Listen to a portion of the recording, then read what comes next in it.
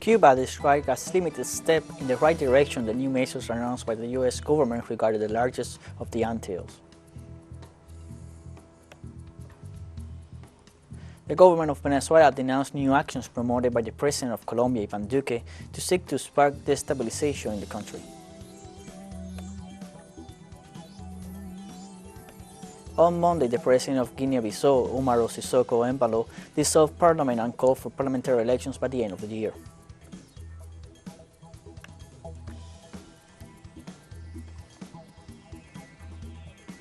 Hello, welcome to From the South. I'm with Lisa Bertomatos from the Telesur Studios in Havana, Cuba. We begin with the news.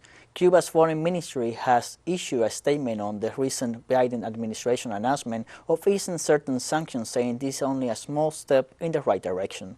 The statement reads that this is in a way a belated materialization of promises made during the presidential campaign, but that this policy shift is largely the result of international pressure by the United Nations, by the Community of Caribbean States, and by increased pressure from both American and Cuban American citizens, plus the reiterated denunciations made by the Cuban people. The statement warns, however, that in making this announcement, the U.S. State Department has used openly hostile language using traditional slanders and new fallacies that have become fashionable in the last few months, showing that neither U.S. policy goals on Cuba nor its instruments have changed, and that understanding the true dimension of this announcement will require waiting until the implementing regulations are published.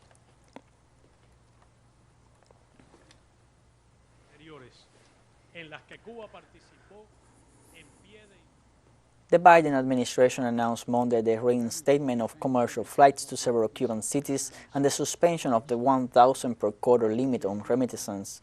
In a statement issued Monday, the State Department said they will increase consular services in Cuba and reinstate a family reunification program that had been suspended for years, although U.S. citizens are still forbidden to do any business with a number of Cuban companies said to be managed by the Cuban Armed Forces. Also, the administration says they want to help the Cuban private sector gain access to internet and electronic commercial sites based in the U.S.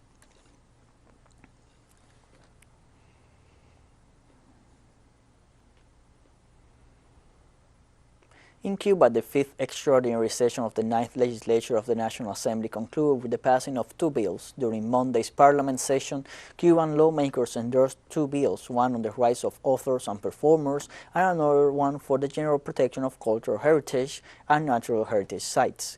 Cuban President Miguel Díaz-Canel made the final remarks. In his speech, the Cuban president reiterated his support for the families of the victims of the Saratoga Hotel explosion, criticized the hegemonic ambition of the United States, which, he says, aims at dividing the world, and also denounced the destabilizing plans of the White House against Cuba.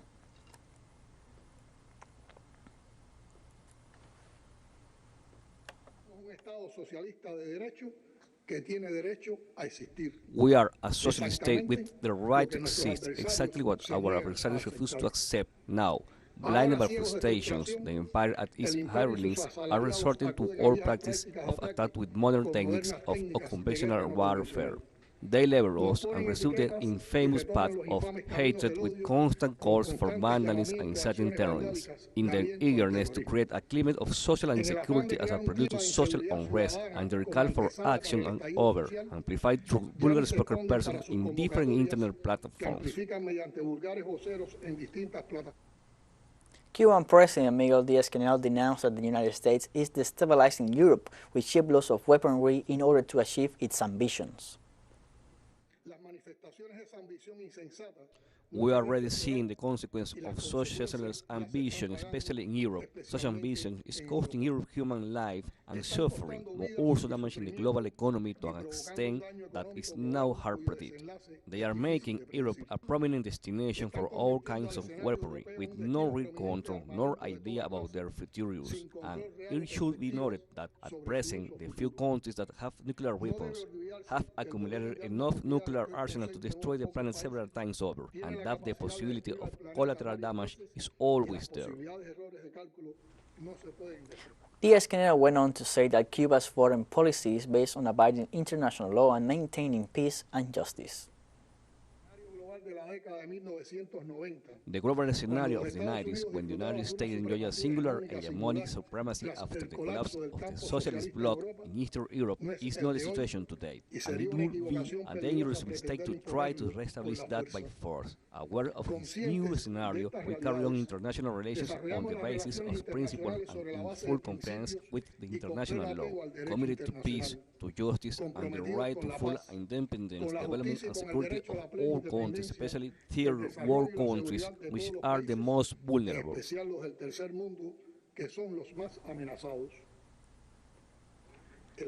Regarding the victims of the explosion at the Saratoga Hotel, President Miguel Díaz-Canel said that the injured and the relatives of the victims are receiving special attention. To those whose lives were lost under the rubble of the Saratoga Hotel, and to those who are still caring for their hospital or at their homes. We are pledged our commitment to help surviving victims recover and to rebuilding the homes of those whose houses were completely or partially destroyed. Once again, our heartfelt condolences to those who lost loved ones and our support to the families and relatives of the victims. In Haiti, former presidential candidate Moise Jean-Charles called for dialogue on Monday to overcome the current political, social, and economic crisis in the country. To that purpose, Moise Jean-Charles started a series of meetings with leaders of political platforms. He stressed the need to implement dialogue to face the serious political, economic, and social situation prevailing in the country for the last few decades, a situation which has worsened following the assassination of former President Jovenel Moïse in July last year.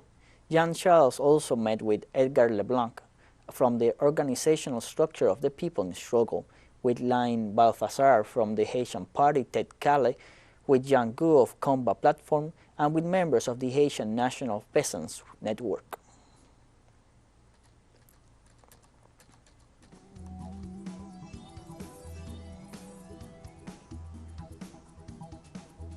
We are taking a short break now. Join us again after this.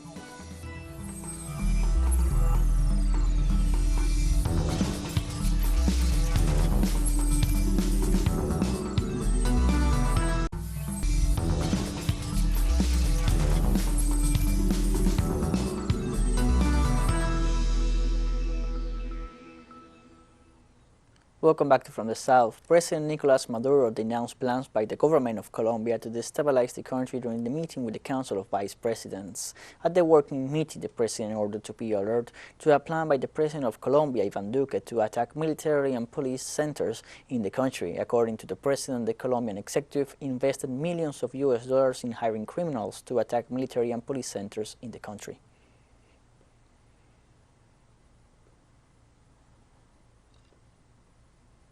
In Colombia, Gustavo Petro, candidate of Pacto Histórico, remains in the lead in voting intentions only 13 days prior to the presidential elections. A new poll revealed in the last few hours shows that with less than 2 weeks to go before the presidential elections, Petro leads in voting intentions with at least 36% support followed by right-winger Federico Gutierrez, and in third and fourth place candidates Rodolfo Hernandez and Sergio Fajardo, respectively. The survey was conducted by the Technology and Electoral Services, who informed that the sample size was of 8,000 people with a confidence level of 97% and a margin of error of less than 2.7%.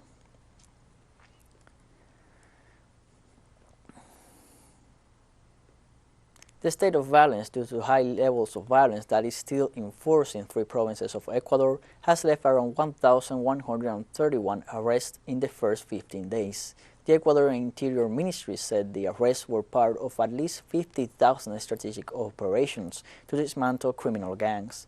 The measure came into effect by presidential decree on April 30th in the provinces of Manabí, Esmeraldas, and Guayas.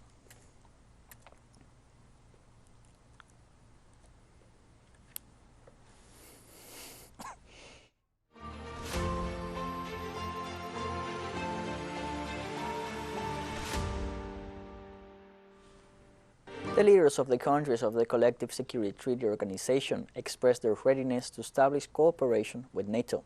In a joint communique, the organization also expressed its satisfaction with the international cooperation and said it plans to step up collaboration with the UN and other international and regional organizations. They also stressed the importance of resolving outstanding international issues through political and diplomatic means and cited the operation in Kazakhstan as an example. The participating countries also emphasized that the organization continues to improve its structure, expanding foreign policy coordination and military and economic cooperation.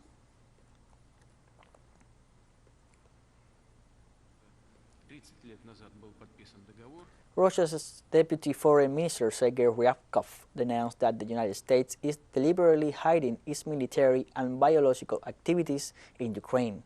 During a meeting of the Commission investigating such activities, the Russian diplomat emphasized that during the last 10 years, Washington created biological laboratories of military character in all regions of the world to take under its control all research carried out by different countries. Furthermore, he emphasized that Russia's special military operation made it possible to reveal what is being done in Ukraine in the biological military field. Finally, he emphasized that the Military Threat Reduction Agency is linked to the Pentagon and plays a role in the financial acquisition and implementation of most biological studies.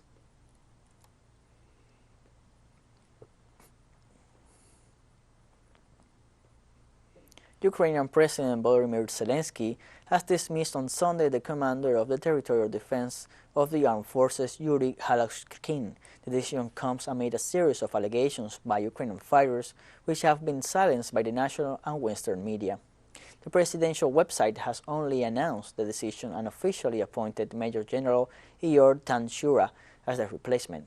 Over the past week, several Ukrainian troops have told Russian media or posted on various social networks allegations about lack of supplies to the troops, neglect, poor management, and corruption.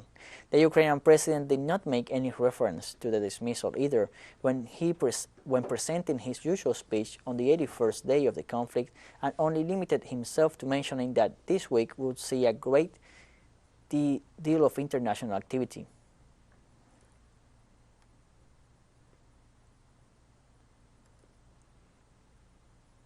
Ukrainian officials admitted the presence of Israeli mercenaries inside the Azovstal steel plant in Mariupol.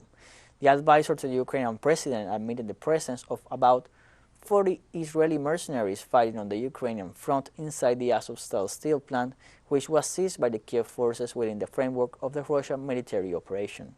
The fact confirms the allegations made earlier by the spokeswoman of the Russian Foreign Ministry, Maria Zakharova, who had warned about the existence of mercenaries fighting alongside the neo-Nazi Azov battalion while pointing to the involvement of the Israeli government.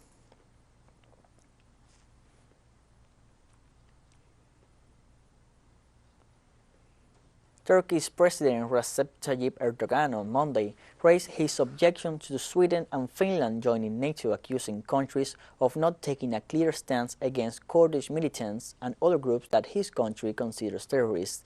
This statement was made by Erdogan at his press conference together with his Algerian counterpart Abdelmajid Tebboune on an official visit to the capital of Ankara.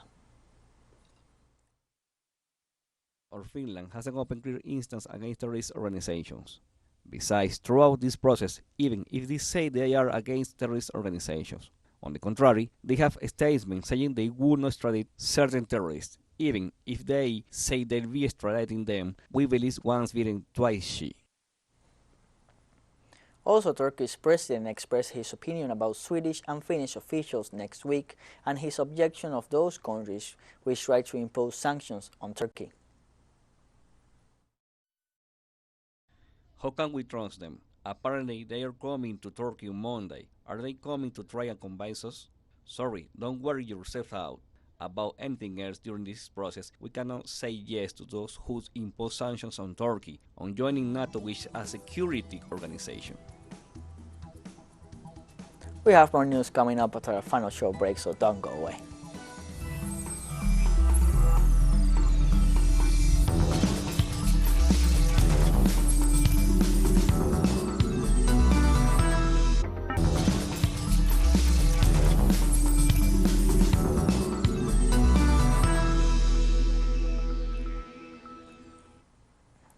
Welcome back from the South. On Monday, the president of Guinea-Bissau, Umaru Sissoko Embalo, dissolved parliament and called for parliamentary elections by the end of the year.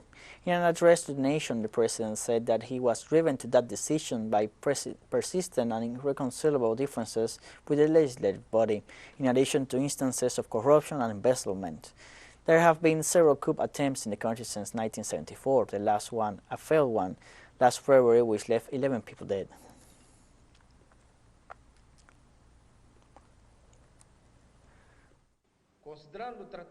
Since we are faced with persistent differences that cannot be resolved, it was up to the President of the Republic to take the decision. Therefore, after hearing the Speaker of the National People's Congress, the political parties represented in Parliament and the State Council, I decided to dissolve the National People's Congress of the 10th Legislature and to bring forward the holding of legislative elections. A combination of the first two injectable anti-HIV drugs that would only need to be administered once every 2 months is undergoing a clinical trial in Kenya with 160 patients since March. According to the World Health Organization, there are more than 18 million people on lifelong HIV treatment worldwide, but they estimate that an almost equal number do not have access to any treatment, and in some cases people who do have access to pills go without them to avoid the stigma associated with the disease, like in the case of adolescents at boarding schools. If generalized, the treatment could help avoid antiretroviral therapy pill shortages, plus allow patients to manage the disease more privately. These injectable antiretroviral drugs have already been approved in the UK and in the US, but African specialists believe it is important to assess their performance in Africa. The patients in the trial will be monitored for 2 years.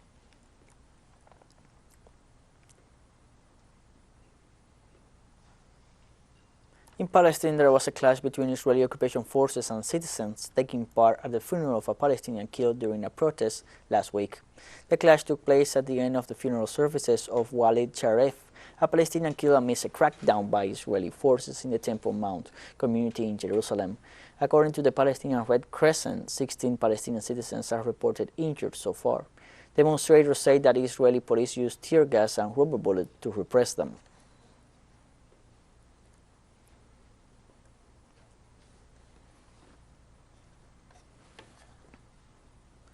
The Minister of Transport in the Sana government, Abdullah Wahaya Al-Duha, announced the first commercial flight from Sana Airport since the beginning of the armistice will depart to Jordan Monday. Al-Duha pointed out that the commercial flight will operate Monday to the Hashemite Kingdom of Jordan and will return on the same day via Gemini Airways. Earlier, Al-Duha reiterated the technical and professional readiness of Sana International Airport to launch all civil and commercial flights. Al-Duha indicated that Sana Airport provides air navigation services to the United Nations aircraft, in addition to the UN's affiliated organizations and international humanitarian organizations operating in Yemen on a daily basis.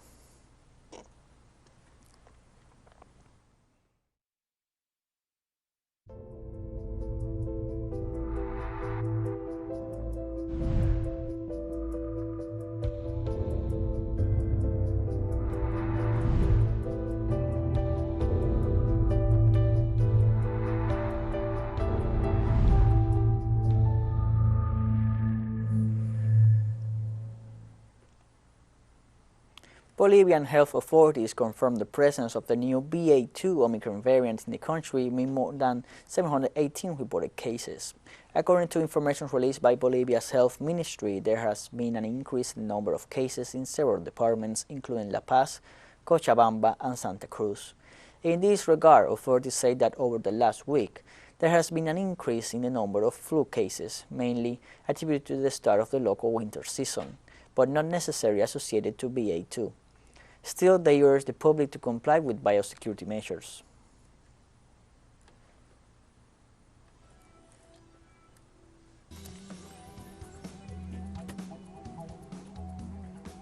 And we have come to the end of this news brief. Remember, you can find these and many other stories on our website at telesurenglish.net. You can also join us on our social media on Facebook, Twitter, Instagram, and Telegram. For Telesur English, I'm Luis Alberto Matos. Thank you for watching.